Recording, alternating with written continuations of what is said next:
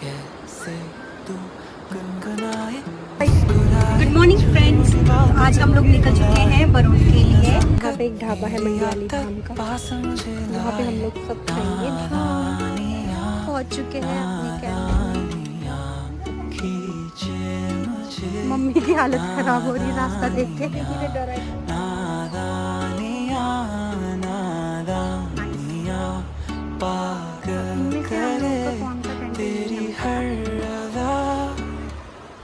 इनमें से हम लोग का कौन सा कैंटीन तेरे ख्यालों से मैं बात करूं, सभी आ गए हैं।